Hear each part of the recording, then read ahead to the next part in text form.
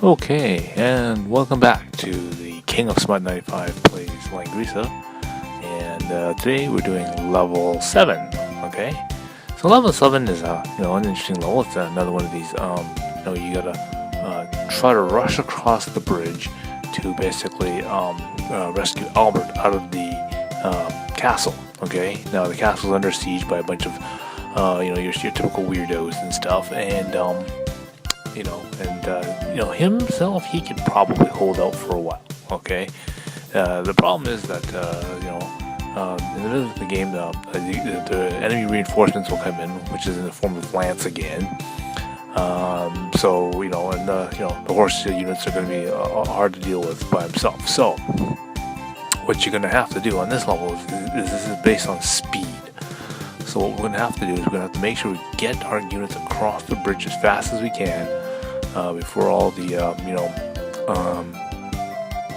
lizardmen and sea guys catch us on the bridge, because then we'll be at a slight disadvantage unless you go through carefully, and I'll point that out when I get to that part of the stage, and then we'll mark that out for you. But so basically what we're going to do is we're going to try to line this up so that basically Layden and Narmir will first and second position, because they're going to have to basically rush across the bridge as fast as they can.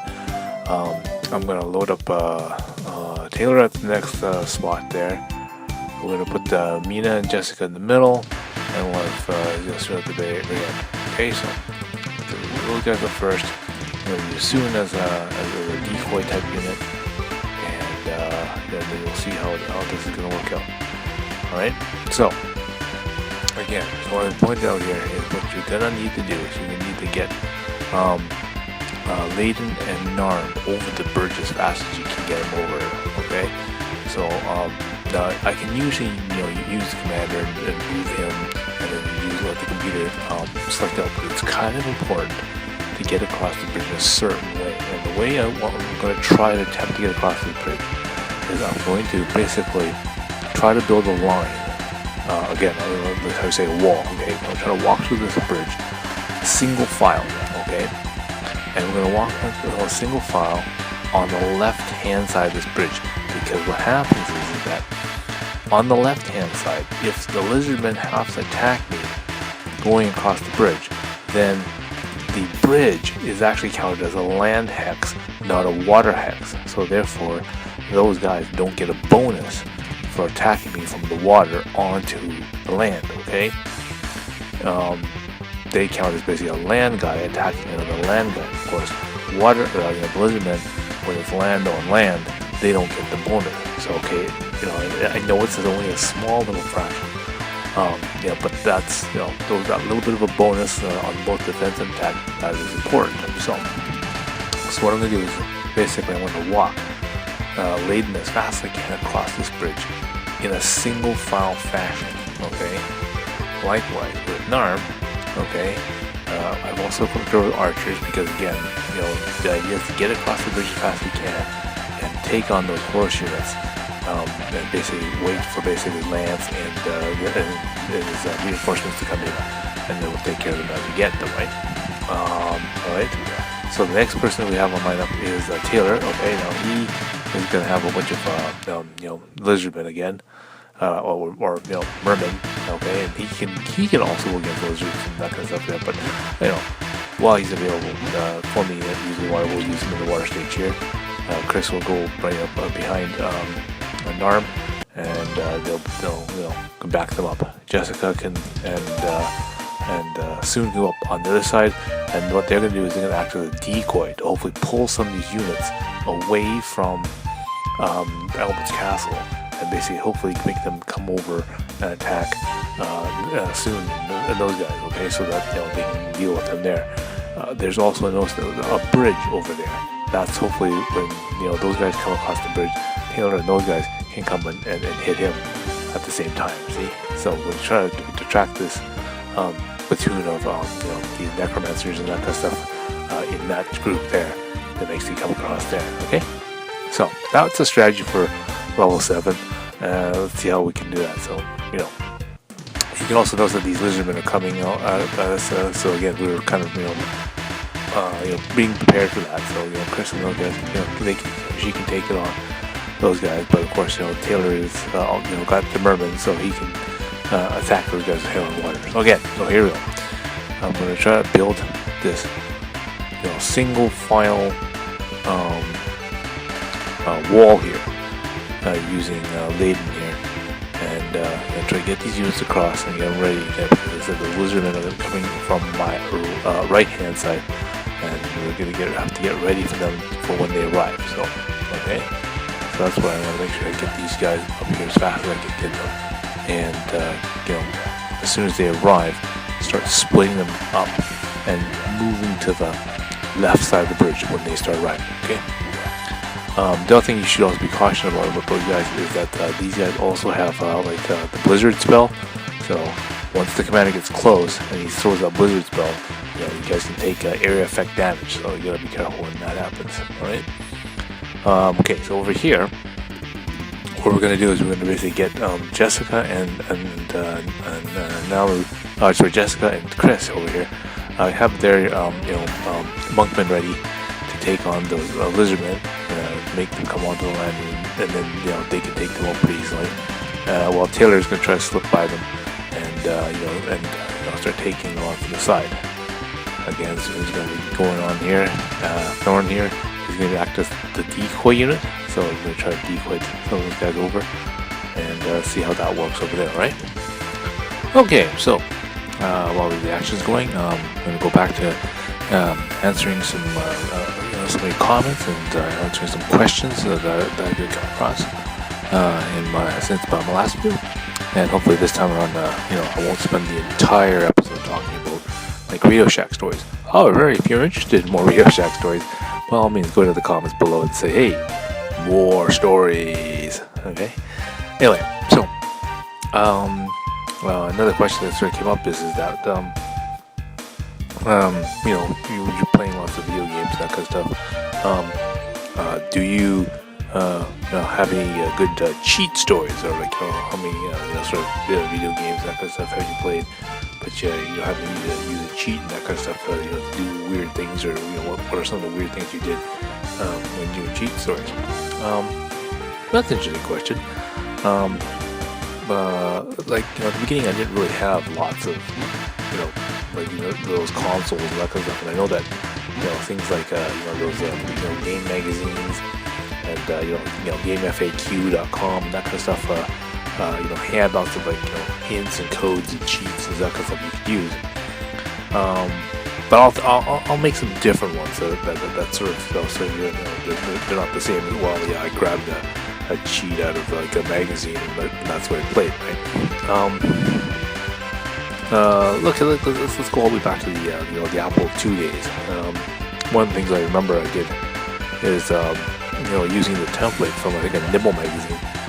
They had the basic structure of how to build a wizardry character editor.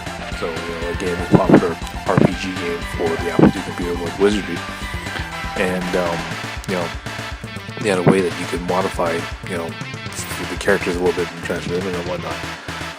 I basically took some of the information that I knew about the game and inputted it into this editor. Basically, beefed it up a little bit more, gave you some automatic things that you could really do. Added an auto max feature, so you just press one button and it automatically fills all the stats up with automatic stats for you. That was kind of cool. I think one of the most popular cheats back in the day was when we were playing Castle Wolfenstein, and it's not really written as a cheat.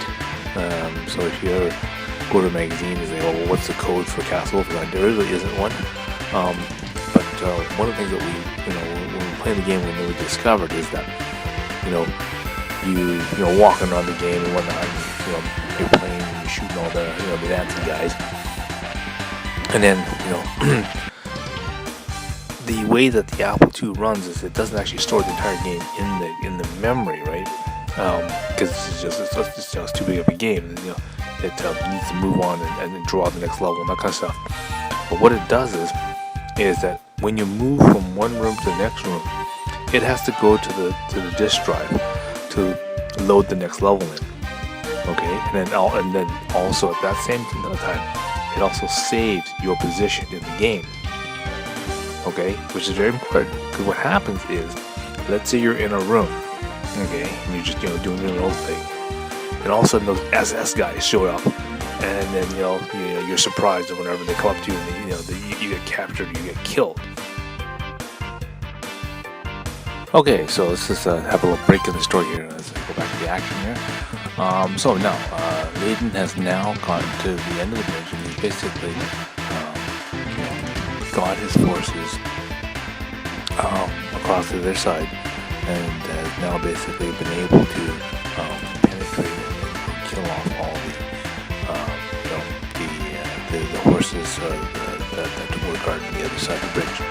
Now, his next step is right now to get all his units off the bridge, because you can see right to the right, the lizardmen are just about onto the bridge. Okay. Now, Narm, what she has to do is she also has to get off the bridge as soon as she can. She can't get them all in time. So what she's going to now do is she's going to line up her archers in a single file fashion like this, and keep them on the left side of the bridge. So when those guys come onto the bridge, they're not attacking water onto land. They're basically attacking land on land. Okay. So that's the strategy there. Now, the mermen are on the side here, so now basically Jessica and Narm and Chris here can now pick off all these extra lizardmen here.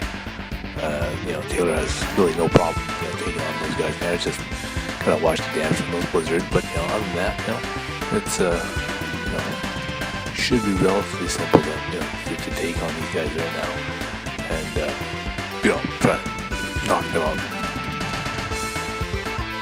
The way that the Apple II runs is it doesn't actually store the entire game in the memory, right? Because it's too big of a game. It needs to move on and draw the next level and that kind of stuff. But what it does is that when you move from one room to the next room, it has to go to the disk drive to load the next level in. Okay, and then also at that same time, it also saves your position in the game. Okay, which is very important, because what happens is, let's say you're in a room, okay, and you're just doing your own thing, and all of a sudden those SS guys show up, and then you're surprised or whatever, they come up to you, and you get captured, you get killed. What it then does is it goes right to the hard drive, and then or to the floppy drive, and it tries to save the fact that you've died at this particular level. You're gonna have to start the game all over again, or and that's what it's trying to do. So what we used to do is as soon as those SS guys happen, or as soon as you get killed, it's almost like we develop a reflex action, so that our hands go right to the disk drive, and we flick the door open on the disk drive. Sometimes it's just like, oh my god, I'm dead, and you quickly your first motion with your in my case it's my right hand, which is my trigger hand. We zoom right up to the hard drive, to the floppy drive, and just flick that door. We just go and flick that drive open, because the faster you can do that and disengage the floppy drive, the game then can't save the status on the drive. Okay. And basically that allows you to then turn off the reset the computer, turn it back on, and then when it gets back to the beginning of the Castle Wolfenstein menu, you type in resume game, and then it will resume back from the beginning of that level when you just walked into the room. And again, knowing that, okay, the SSS guys are coming, okay, I know that as soon as the finishes loading, I can pop that door open, leave it open while I finish this thing, and basically have my gun ready, sitting by the door, waiting for the SS guy to show up. And as soon as he shows up, bam, got him.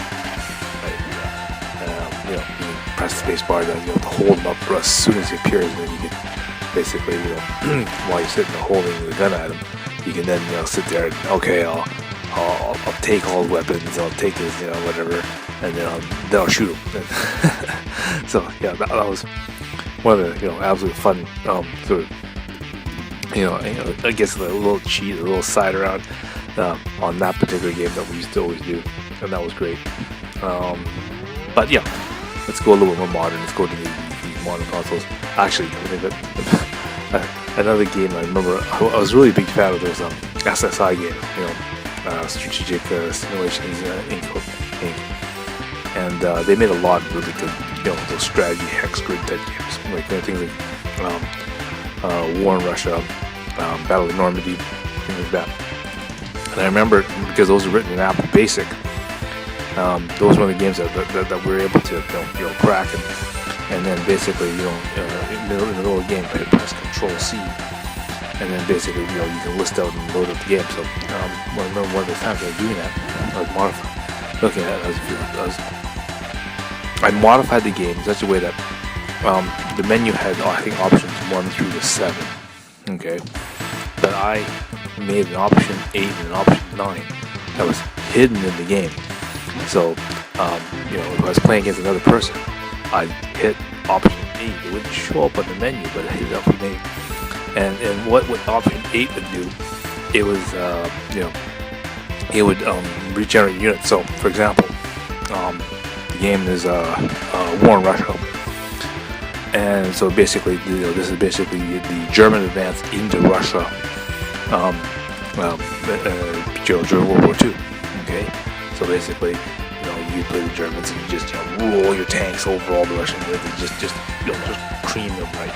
And of course, as the history's done, is that when the seasons change to winter, all of a sudden, your tanks and all your units will have logistical situations and that kind of stuff. And they'll run out of supply, and then basically the Russians will come and basically, strike back, and then you start losing positions. So, Leyden has now made it across the bridge. Now, gonna basically, we gotta be careful here because we still gotta wait for Lance to arrive, and we don't want to, exactly engage those, foot soldiers quite yet.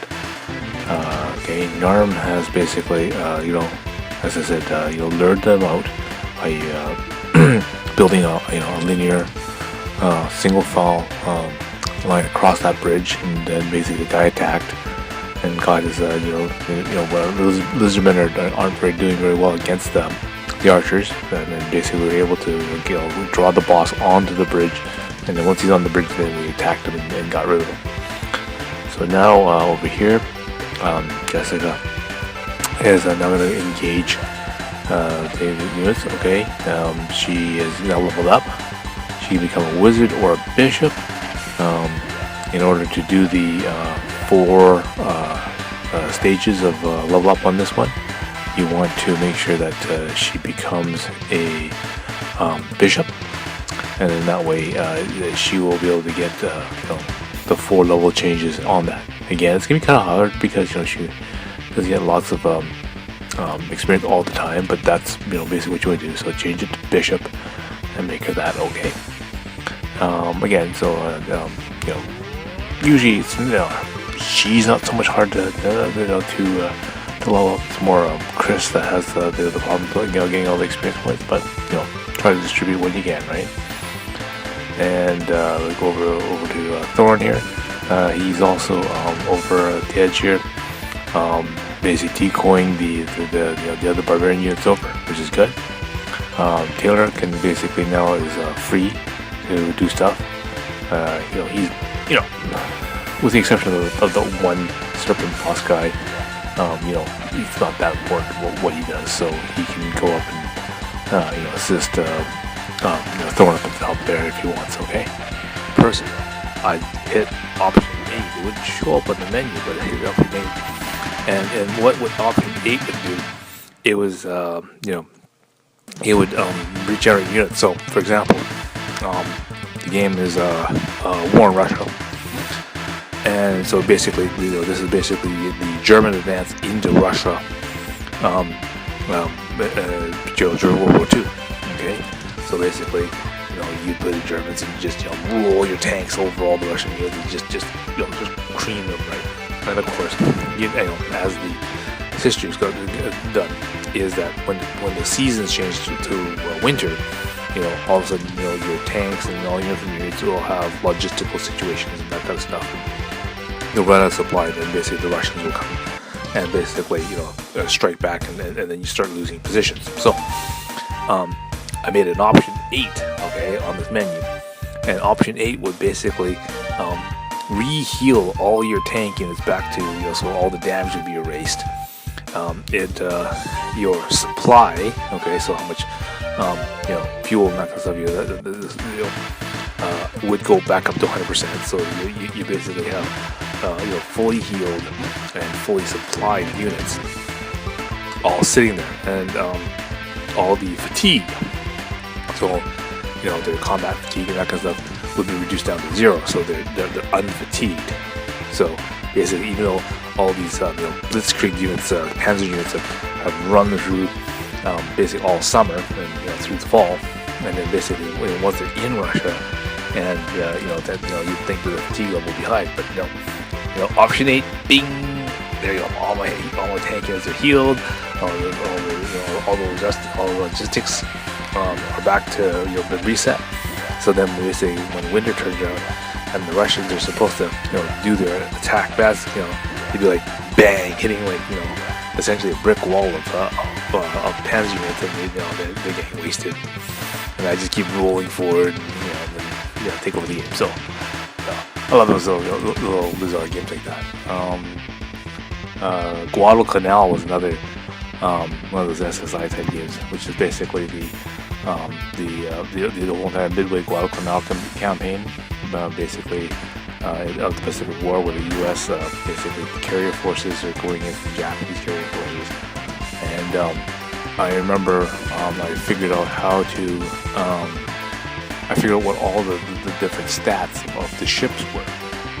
Everything from how many of this particular guns, how many artillery units, how many basically fuel, speed, and all that kind of stuff. But it also had stats for how many planes you could carry for the aircraft carriers and that kind of stuff. So I was able to basically build all these extra fleets of basically ships with basically more carriers, which basically had the ability to carry more planes than you legally could do at that time, right? So at the limit at that time, it was essentially I think it was about 40 planes per aircraft carrier, but the stat allowed you to carry up to 100 planes of each one. So 100 Wildcat fighters, 100 Dauntlesses, 100 bombers and that kind of stuff. So and also at the same time it also had different power, right? So that's how you differentiate a battleship, a cruiser, and that kind of stuff, is how many damage of the different guns they had.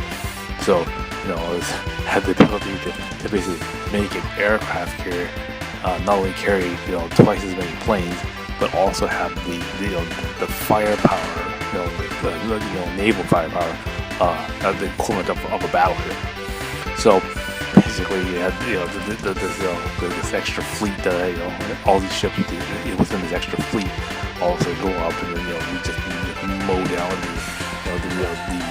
the Japanese carrier fleet, and just constant bombardment, because again, it was really easy to get lots of sorties of cap planes and that kind of stuff.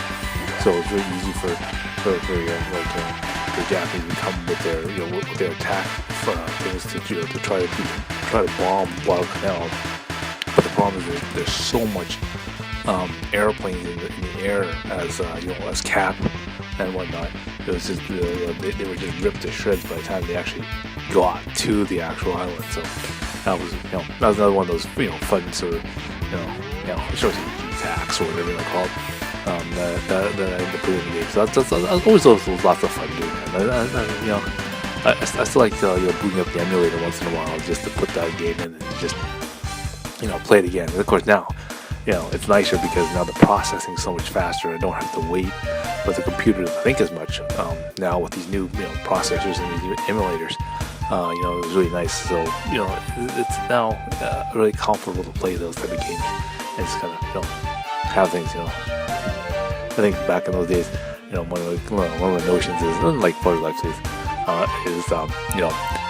really hate to lose, especially against the computer. I really hate to lose against the computer. So, anything to help out that little thing, really helps out.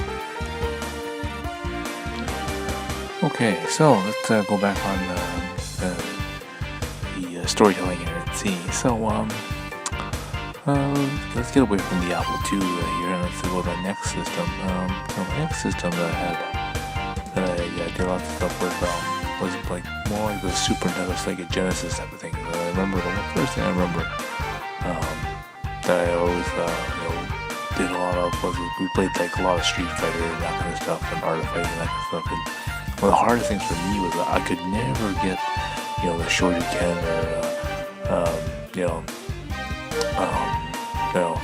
or the woman kick or the fireball and all that kind of stuff. I just couldn't get those things out. It's just like it took me forever to try to, and a lot of times it was just, they would come with at the wrong time. I couldn't time it up. So I remember one of the things I did was that they had these controllers from like Mad Cats, and they would basically be like macros. Right? They'd have the function built in, so you just did you just pressed one button and it gave you the fireball or it gave you the kick or whatever.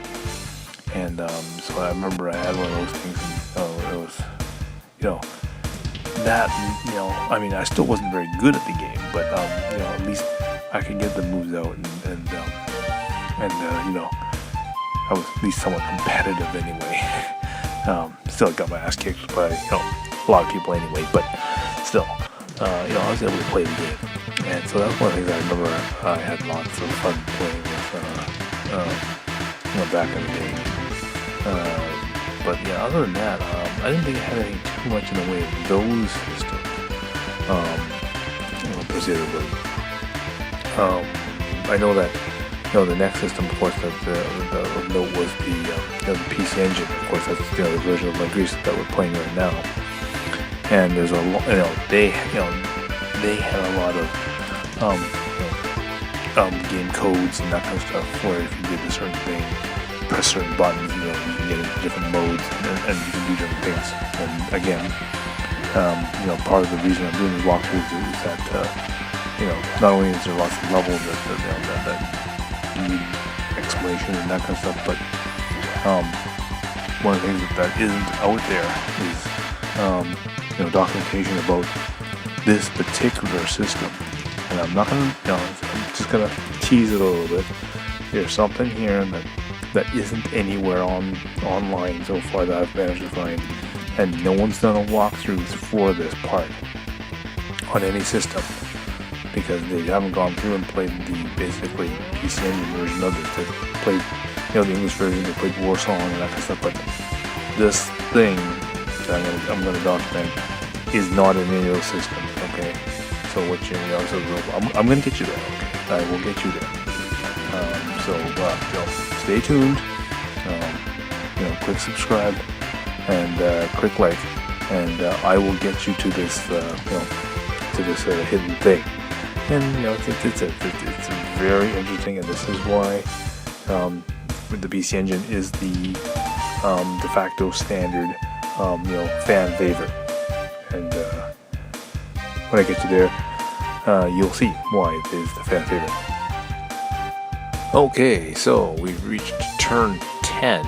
Okay, and turn 10 is basically where Lance, the enemy reinforcements come in. He's got basically 2 units coming in, himself and his partner in the band, which brings in 2 units of horses. Now, of course, now the way we've got it sort of laid out is Soon way over here in the far left. He's serving as the decoy and taking out these the sorcerers over here. So basically, one group has to split off and deal with them. Okay, and other group splits off and splits the castle. Now, of course, at this moment, basically, both Layden and Narb should be engaging, or at least getting ready to engage those guys. You don't want to engage too much because the forces have too much disadvantage on taking on those guys with the soldiers and that kind of stuff. So try your best not to do too much there. But anyway, so when they're ready, then you will take on the horse units and then you'll take them out. But right now I'm basically using Laden to basically clear out some of the archers and some of these guys out there, and try to get to the advantage of some of these guys, like knock them out. Narm, some of our archers are a little bit weak, okay, depending on the one that she's trying to attack. So she might not be able to knock out too much, but again, she's powerful enough to knock out lots of stuff herself. So again, if you want to use that, you can use her ability to do that while they're waiting for the horses to come down. I'm using Jessica to move up to basically serve as reinforcements to clean up any of the remainder guys there. And I'm leaving Chris at the bottom to take care of the stupid last boss here. Now this guy again, he's kind of strong, but again, because he's on land, you might be able to isolate him and trap him until basically you can get either Taylor or assume when they're done, they come back down and take care of them if you don't able to do that by themselves. Okay, so I can't think of any more stories for the console, so I'll go to stories about the arcade den, because there's a lot of codes and that stuff back in the day, going to the magazines and reading the magazines and looking to see if there's any arcade codes or arcade cheats that you can do. And I remember doing lots of them because I'm pretty sure we lived, not really close, but there's some good arcades around. And I remember Galaga was one. There was that cheat where on the first level you let you kill everybody except the one guy, and you just keep letting that one guy drift over and over and over there until basically something happened, and then you basically then killed him, and then you basically had 255 men or ships, right? And you just sit there and you just play the game all day. And I remember the arcade that was right at the end of Spruce Land in Prince George there had a tabletop version of Galaga, and I remember we just went go in there. My friend Marty was really good at that. He was able to set that code up, and then once we got that code set up, then we just sit there and just play the game all back and forth. You play a level up and whatever. I'd switch. I do a level. I wasn't very good, so I got some kills, and I do a couple with one or two guys, and then we'd switch again, and he'd play for a while. And it was really kind of funny, and we just I remember just kind of playing on. And, I think after a while the guy kind of caught on, but we'd always have little methods, we'd go in and we would kind of pretend to put money into the machine, but we weren't really, just to make it look like we were still putting in money, and but I think after a while, I think he kind of realizes that why is this game always needs to be going, and checks the coin thing. It's there's not very many coins in here, but man, it seems like everyone's playing it all day. And that's because they'd set up with 265 ships, and that's how they'd play 20 or 50 ships or whatever, and then they just leave the game for the next guys to come and play the game. So I remember that was one of the codes that we had a lot of fun playing with. Another one I remember I had a lot of fun with is Tempest, because that was one of the ones that I could do myself. If I remember right, the code had to do with you basically play up to level, I think it was 16 or something. You need 200,000 points or whatever, and you had to then end the last couple of digits in a certain way, and depending on what the certain digits were would determine what different things that happened. And I think at the end, the last two digits in 80 or something, then you would get the ability to spin the dial up to level 80. Because if you remember the beginning of Tempest, you can select what level you start at, right? And again, you usually can only start up, first couple levels or whatever. Anyway, so doing this first code, this allowed you to spin it all the way up to level 80, and then that's the first one of the invisible levels. So pretty tough. But that was one code. The other code was if you ended it in, I think it was like 42 or something like that, 48 or 46 or something. What was a number like that? I have to look it up. But if you did the thing and you did the code and you ended it in that 40 number, 42, and that would give you a whole pile of credits. It'd be like 255 credits. So again, we'd play the game, we get the credits, so that then from that, in the next code, which allows you to dial up to level 80, and then basically from there, you can just start the game always at level 81, and using with that, you finish level 81, and you just get this total massive amount of bonus for completing that level. And it's the first one of the invisible circles, right? So it wasn't impossible. You can be very careful. Timing your bomb properly, and you're good on that level. But if you manage to do this code, you could easily wipe off all the high scores that used to be on the game thing, and just just all your scores, because they're all level 80, and that was really good. So that was always cool. I remember doing that. That was always lots of fun. I'm trying to remember what else I was able to do. Yeah. Again, that was the arcade. That was it wasn't the one with Spruce Line. It was the one. It was on 3rd and George downtown. Yeah, it was a stand-up version of Tempest. I remember the same thing though. I go in there and the guy would really, watching me or whatever, that kind of stuff. Because I guess, I wasn't the only one who managed to do the code and basically stand there and you wonder why no one putting money into the machine, right? It's like, okay, no one's putting money in the machine because, we all were doing this code on it, right? It's kind of, funny that was the situation. But again, what I'd do is I would, every once in a while, I'd reach down and I'd put in a nickel into the coin slot. And again, the coin slot is 5 quarters, right? So what would happen is that it would look like I was putting in money into the machine, and I was putting a nickel into the machine. And then the nickel would basically fall down and go into the coin return slot because it's the wrong size. And so I just play a couple games, play a couple levels or whatever, die or whatever, type in my score, and it's I want to play again. Okay, so I reach my pocket, and grab out a nickel and put it into the machine, put it in,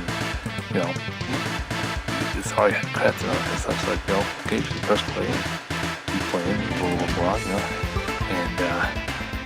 and play a little more, and if I die again or whatever, and die a couple times later or whatever, I'll reach in and grab the nickel and put it back in the machine and land the coin button. So it looks like I'm still putting in money in the machine. And then basically after I'm done, I'll just reach into the coin return slot and take out all my nickel and leave. And then leave, like still probably 200 credits left in the machine.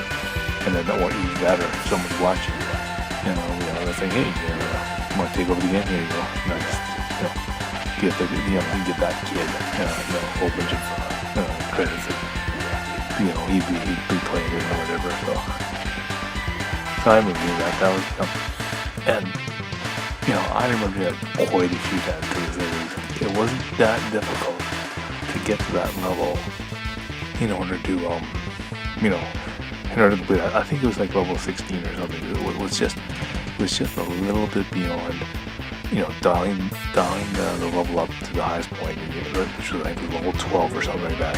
You just complete the next couple levels, and then you were able to get to the right amount of points to do it.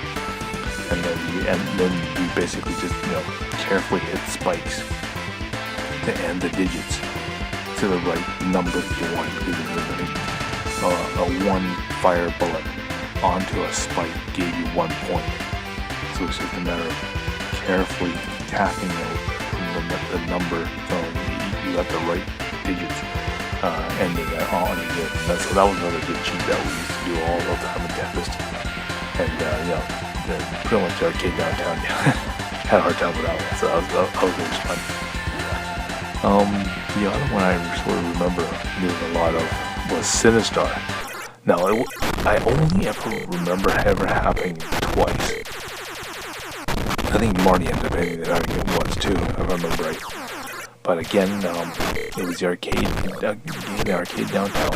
I live.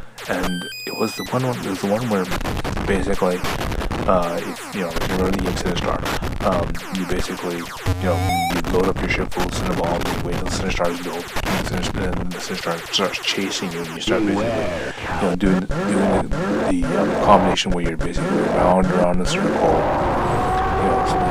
the Sinistar, dropping bombs, and the bombs are flying everywhere, in a circular motion, and then basically the Sinistar is bumping away all the the things around him, getting cleared out.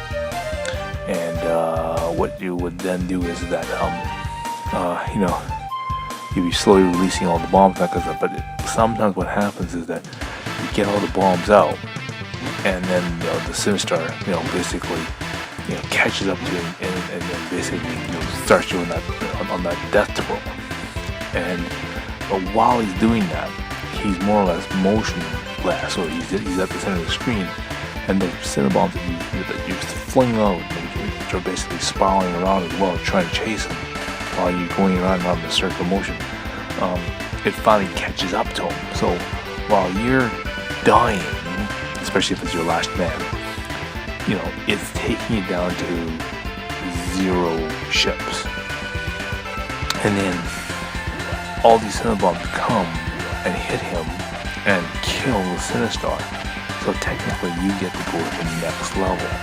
But you go to the next level with technically 0 ships. -1 because you get 0, and then it'll take another ship off.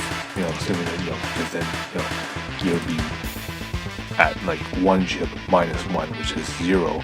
But now you have 0 ships -1, so you're now at -1.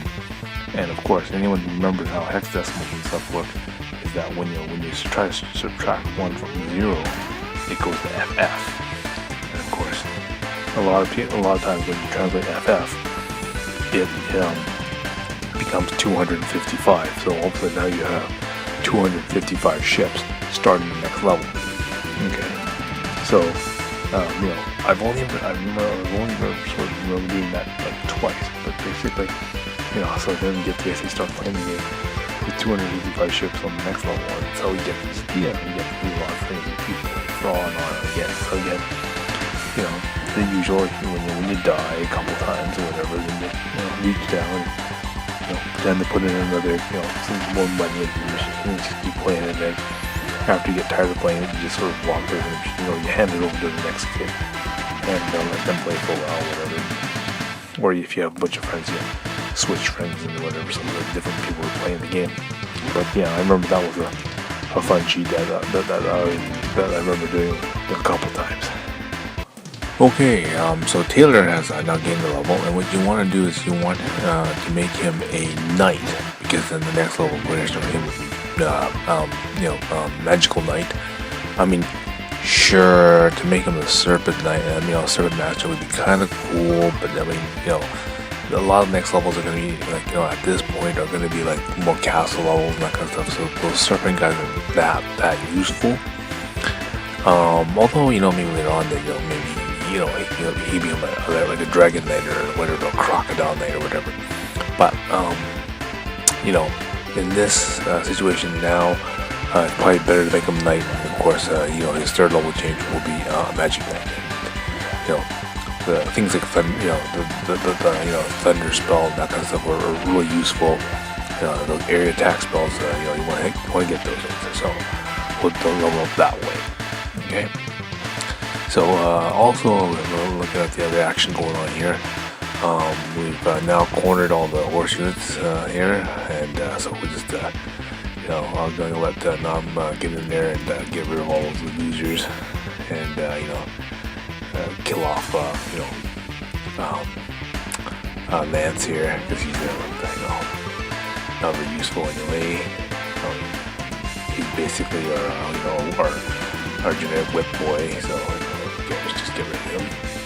And then we'll let Taylor take care of the other guys, and then we can slowly pick away at all these guys that are taking over Elvis Castle. And we'll again remember to save that guy that's holding the red shield. Okay, he's the guy that you want to save for last, right? Someone made a note that this whole concept of cheating in video games and that kind of stuff is in the modern era. When we think of how to make a cheat, we think of patching the game and actually altering code or whatever. So let's say for example you're playing let's say your standard shooting game or something like that. Let's say Call of Duty Black Ops or Modern Warfare or something or whatever, and someone had basically managed to get into the game, modify some stats or something so that you're able to, for example, maybe shoot through walls or something, or maybe with a special key you can see where the enemies are located, right? So they removes them out of stealth or something like that. But that physically requires modification of the actual game, or patching the game in some way. Like I said, of course, these games, that I've mentioned, so far this thing is basically, console games. I mean, sure, that's not to say that we couldn't, modify or do something strange to to a Super Nintendo game or that kind of stuff, or make a mod to a Sega Genesis game. Sure, that kind of thing, has happened and can be done. But we're talking in an era where the computers that we had were Apple II computers, and the fastest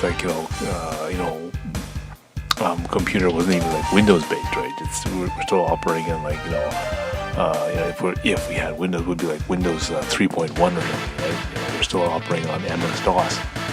So a lot of these things that were not possible are not possible. I think the first game that we did any sort of cheating or anything like that, or at least hoping that updates that we was the good old-fashioned Magic the Gathering, the Legend of Chandelar. That came off Windows 95, and I remember it was so buggy when it first came out, and we were hoping that they would fix it up or patch it up, or make it so that it would work again or whatever. So we were always make updates, that kind of stuff. But I mean, if we're talking that kind of era, most of the games that would have that kind of thing were a lot of the multiplayer LAN type games. Okay, so we're talking things like Doom or Diablo, basically StarCraft. Those are things where lots of players are playing the game, and someone might have a patched copy of the game or something, which basically allowed them to do something that was a little different than what everyone else did, either weapons cheat or map cheat, that type of thing, that kind of stuff. But again, I never really got into playing those type of LAN games. I wasn't really very good at those first-person shooters and that kind of stuff. And and the tedium of StarCraft was cool, but I could just never really get into that. Even things like although I found the game very interesting, things like XCOM, I always thought was very interesting. Space Hulk was always I always thought was an interesting concept, but a lot of those games were almost the scenario that you really couldn't win. So I didn't really like to play those too much. But I guess in the early days, that's probably one of those I'd rather watch somebody else play kind of thing. So I know that like the new generation of kids now are let's just go to YouTube and let's just watch somebody else play Minecraft or something like that or whatever, right? Rather than actually trying to play it yourself and actually getting somewhere. So I mean, I'm sure you guys are enjoying Langrisser as I'm playing it here. But I mean, I'd hope that you would yourself would go through and play the Langrisser yourself and be able to replicate some of these things. Of course, not everyone out there has a PC engine and that kind of stuff. So I guess in many ways, this is your way of even though you've played maybe the let's say Warsong on the Sega Genesis, and so you're sort of familiar with these levels, and so what I'm doing here is not like a big surprise to you, but and by playing this PC Engine version, you can see how things are slightly different than, say, for example, you're playing the Sega Genesis version, because obviously Sega Genesis version, you'd have 2 extra units on the board here, which would make certain things like, for example, I'm blocking this guy here, and it'd be easier if you had more units, because then you just keep cycling, the damage units out, put new units back in, and things like that. So Chris wouldn't have as hard of a time trying to contain that boss in a square in that fashion, right? And again, maybe if you're playing the PlayStation version before. This sort of strategy is totally different. Like, you wouldn't have as many men or many units to do these sort of blocking motions and whatnot. So you would have to basically gun after these guys quicker. So because you can't keep them in one place. You can't stall certain parts of the campaign while you work on others, right? So the strategy works a little differently. So that is a different sort of aspect that is probably lost a lot in modern gaming. Again, back in the day, right? We didn't have the means to modify the code or change. For example, in the arcade, you can't really do much with what is there. You just have to hope that you knew a code or you could do things that allowed you to cheat that way.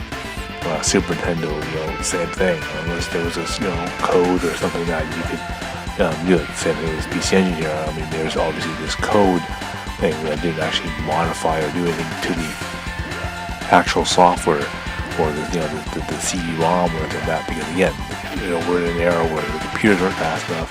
We didn't have CDR burners or ROM burners or that kind of stuff to be able to remodify this kind of code in order to get into this, to change the game in any way, so that we can play it this way, right? Okay, so we're almost at the end of the game here. So just got a couple of boss guys left, and of course we got Lance still sitting over here on the left-hand side here.